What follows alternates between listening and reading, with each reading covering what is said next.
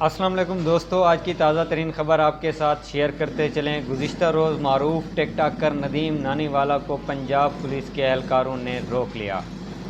نہ صرف روک لیا بلکہ ان کے خلاف ایف آئی آر بھی درج کر دی گئی۔ نہ صرف ایف آئی آر درج کر لی گئی بلکہ ان کو اپنی تحویل میں بھی لے لیا اور حوالات میں بند کر دیا۔ اس سارے واقعے کی کیا سٹوری ہے، اس کی تمام صورتحال سے آپ کو آگاہ کرتے ہیں۔ گزشتہ روز پنجاب پولیس کے اہلکاروں کی جانب سے لاہور کی معروف ترین سڑک پر ناکہ لگایا گیا۔ دوران ناکہ معروف ٹک ٹاکر ندیم نانی والا کا وہاں سے گزر ہوا۔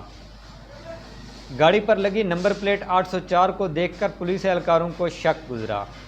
گاڑی کو روکنے پر پتہ چلا کہ گاڑی کے کاغذات وغیرہ بھی نہیں ہیں، جبکہ گاڑی کی نمبر پلیٹ بھی جعلی لگائی ہوئی ہے، جس پر پنجاب پولیس کے اہلکاروں نے گاڑی کی نمبر پلیٹ کے حوالے سے کاغذات طلب کیے تو کاغذات نہ ہونے کی بنا پر ندیم نانی والا نے اعتراف جرم کر لیا اور اس کے ساتھ ہی انہوں نے معذرت کرنے کی بہت کوشش کی، لیکن پنجاب پولیس کے اہلکاروں نے اپنا فرض نبھاتے ہوئے ندیم نانی والا کے خلاف ایف آئی آر درج کرنے کا فیصلہ کر لیا۔